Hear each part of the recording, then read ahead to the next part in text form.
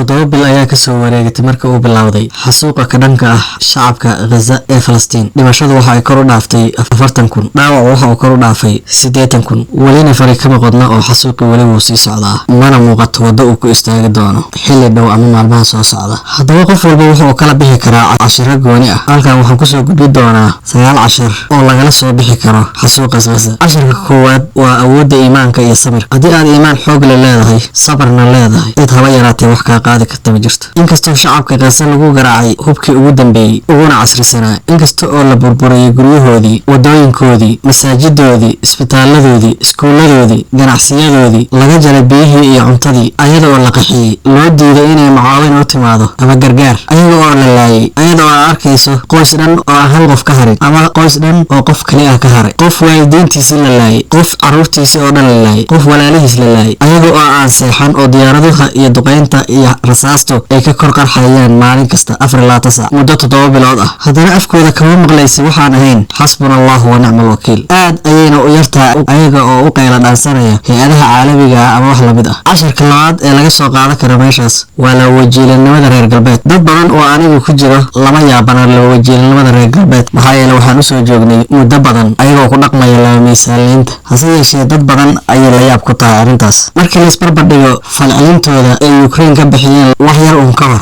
marka la isbarbardhigo sida ay uga hadleen Falastiin iyo Ukraine, marka la eego sida saxaafadooda aysan dhexdhexaad uga ahayn arrintan oo ay ula jiraan Israa'iil, marka la eego sida Israa'iil wax kasta oo ay samayso aysan dhibaato u arkin, si kasta oo ay wax u disho, si kasta oo wax u burburiso, sharci kasta oo ay jabiso, waxyaabihii lagu sheegi jiray shuruucda caalamiga ah, wixii lagu sheegi jiray qaramada midoobay oo la ogaaday kali ah in ay tahay wax loogu talagalay in lagu gumaysto waxyaabaha loo yaqaan wadamada dunida saddexaad iyo wixii la midka ah. xuquuqda bini'aadamka la sheegi jiray oo la ogaaday in laga hadlayo bini'aadam gooni ah oo aan laga wada hadlayn bini'aadamka dhan. xuquuqda dumarka Falastiin kuma jiraan, xuquuqda carruurta kuwa Falastiin kuma jiraan, xuquuqda wariyeyaasha 100 wariye ka badan ayaa la dilay, wax ka hadlaya ma jiraan. dhaqaatiirta 500 ka badan ayaa la dilay, wax ka hadlaya ma jiraan. sida ay u inkirayaan xataa in Falastiiniyiinta intaas laag ay dhimatay, ayaga oo dhahaya ma aha wax lagu kalsoonaan karo maadaama aan saxaafadeena joogin. saxaafadooda ayaa u diiday inay meesha tagto, kama hadlayaan. Israa'iil hub ayay maraakiib ugu keenayaan, laakiin Falastiiniyiinta bur xataa uma keeni karna ayay leeyihiin. xataa xorriyatul qowlka waxyaabahay ku tilmaami jireen waxaa soo baxday in dadka qaarna ay xor yihiin, dadka qaarna aan waxba loo ogolayn. dadku waxa ay doonayaan si nabadgelyo ah u mudaaharaadaan ayay dhihi jireen. mudaaharaadayaasha xataa waa la xirxirayaa hadda, sida kuwa ka socda jaamacadaha Mareykanka oo kale. dimuqraadiyadu waa dadku waxa ay rabaan ayay oran jireen. dadkii hadda waxay doonayaan in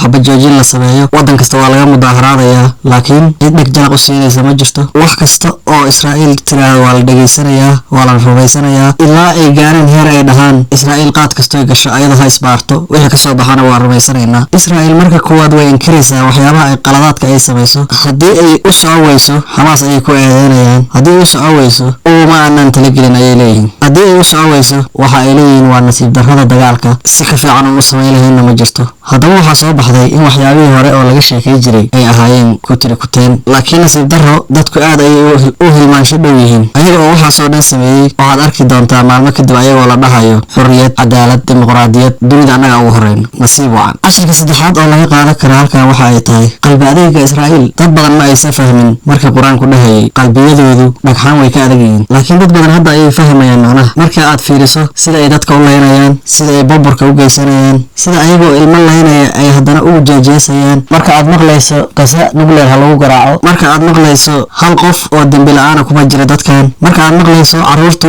waa argagixisadii mustaqbalka, waa inaan hadda dilnaa, haddii kale haddii ay weynaadaan annaga ayayna dilayaan, oo wadaadadeeda xataa sidaa leeyihiin. marka aad eegto sida dadka ay u xirxirayaan, dadka ay isaga dilayaan, xabsiyada ay ugu dhibaateynayaan, kufsiga, jirdilka, dilka xubnaha muhiimka ah oo dadka lagala baxayo, oo xataa dad jiran ay isbitaalada ku leynayaan inta ugu tagaan. dad jiran maxaad ka hadlaysaa? xataa ay qabuurin faagayaan ee dadka soo bixinayaan. la sheegay inay dadka qaar xataa ayaga oo nool aaseen, dadka qaar xataa in ay maqaarka kala baxeen. waxyaabaha noocaasa marka aad u fiirsato ee haddana ay ku faraxsan yihiin, ay ku jeejeesayaan, ay soo duubayaan waxyaabo badan oo aan halkan ka sheegi karin, waxaa kuu soo baxaya qalbiyadooda inay dhagax wax badan ka adag yihiin. casharka afraad oo lagala soo bixi karo waa dacfiga madaxda carabta iyo muslimiinta oo iska daa inay wax bedelaan aan xataa ka hadli karin. qaar kamid ah ay hoos ka taageersan yihiin oo ay leeyihiin shaqada wada. qaar kamid ah gantaalada lagu soo riday ay ka qabanayaan, xataa aysan shirar isugu imaanayn, aysan ka hadlayn, aysan taakulayn sii karin. wax ay qaban karaan ma jiraan. waxaa kuu soo baxaysa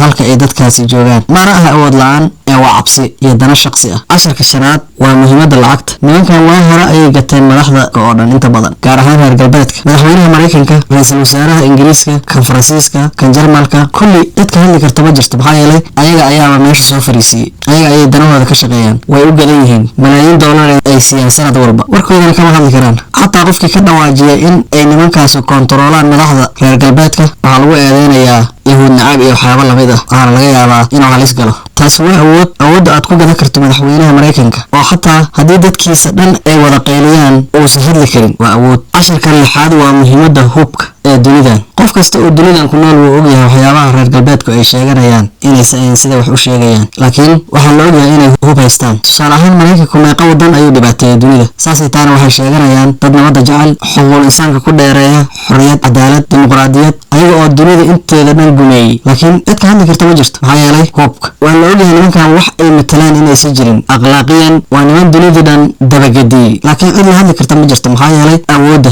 israel wadamo badan ayaa maanta istaaji kara ama istaaji lahaa, laakiin yaa ka dambeeya maraykanka. israel cid ka baqaysa ma jirto, awoodeedana waa loo jeedaa, laakiin waxa laga baqaya waa maraykanka iyo maraakiibtiisa. casharka toddobaad waa mid arrintan la xiriirta oo ah awoodyarada israel. israel oo la dhihi jiray carab oo dhan ayaa la dagaashay, wayna ka guulaysteen. maanta maxaad aragtaa xamaas oo ay ku sheegeen 35,000 inay 7 bil ay leeyihiin weli dhibaato weyn uma aanan geysan. ayagoo la ogyahay gaza oo dhan dhulka dhigeen, la sheegay in gurihii gaza ku yiiloonis 80% ay dhulka dhigeen, weli waxa ay leeyihiin xamaas kama aanan guulaysan. 7 biloodna waa lasii marayaa. taas macnaheedu waxaa waaye awoodda ay sheegay jirtay wax ka jira ma leh. waxay mar walba noogu sheekay jireen in ay 2 mar carab oo dhan isu bahaysatay ayna ka guulaysteen, laakiin maanta waxaa muuqata marka aad fiiriso ciidamadooda, qaabka ay u dagaalamayaan, istaraatiijiyadooda, talaxumadooda, inaysan nimankaasi sida loo malayna ahayn. laakiin nimankan waxa ay PhD ku haystaan waa propagandada beenta. xataa haddii aysan soconayn oo laga dhegeysan waayo ooyin ayay ku darayaan markaasay socodsiinayaan. waa niman lala yaabay. casharka 8aad waa muhiimada ay leedahay in aad taqaanid dhowr luuqadood. haddii aad soomaali kaliya wax ku dhegeysato ama soomaali kaliya aad wax ku aqriso, wax badan oo qiso ku saabsan way ku dhaafeen. maxaa yeelay saxaafadda soomaalida asal ahaanba waa la yaqaanaa, aad uma dhisnayn. waxaan ku tiirsanaa jirnay idaacadaha gumaystaha reer galbeedka sida BBC-da iyo VOA-da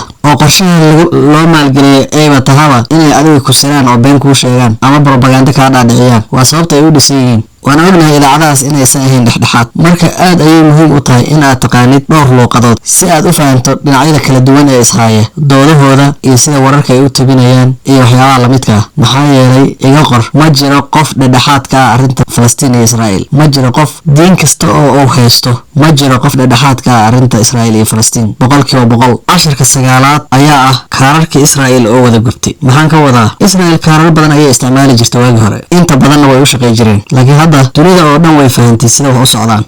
qofkii lagu eedeeyay inuu yahuudda nacab yahay waxa ay ahayd eed weyn oo ku keeni karta xabsi ama waxyaabo lamidka ah, laakiin hadda waxaa la ogaaday Israel qofkii ka hadlaba inay ku eedeysay inuu yahuudda nacab yahay. xataa asaga qudhiisa haddii uu yahay yahuud waxa ay leeyihiin waa qof asaga isnacta. maanta wuu yaryahay qof aaminaya nimankaas waxa ay sheegaan, maxaa yeelay sida aan hore u sheegay beenta xataa ma dhahayaan ma soconaysaa mise ma soconaysa. haddii waagi hore ay dhihi jireen in nala dhameeyo ayaa la rabaa, maanta waxaa soo baxday inay ayagu rabaan inay dadka kala dhameeyaan. haddii ay sheega jireen in lagu gardaroonayo, maanta waxaa soo baxday inay kuwa gardaran ayaga yihiin. haddii ay sheega jireen in la xasuuqi rabo, ayaga ayaa already xasuuq geystay. waxa ay dadka ku beerjilacsan jireen sida holocaustiga iyo waxyaabaha lamidka ah, laakiin maanta dunida waxa ay ogaatay inay ayagu Hitler ka daran yihiin. wax kasta oo ay Falastiiniyiinta ku eeday jireen wax ka daran ayaga ayaa sameeyay maanta. haddii aad u fiirsato afhayeenadooda oo dhan, waraysi kasta oo lala yeesho isku wax ayay ku hadlayaan. waxaa is leedahay ma loo soo meeriyey? su-aal kasta oo la weydiiyo jawaabuhu waa isku mid, xataa su-aasha haddii la bedelo jawaabta weli waa sidii. su-aal kasta oo la weydiiyo oo wax kasta oo ilaahay abuura ku saabsan waxa ay ku soo dhammaanaysaa 7 Oktoobar iyo xamaas iyo anagu dagaal ma aanan rabin waa nala ku qasbayaa, iyo meel kasta oo nadfac ku dhufanay xamaas ayaa ku hoos jirtay oo tanaal ku lahayd. ugu dambeyntii, inkasta oo dadka dunida jooga oo dhan ay u jeedaan waxa socda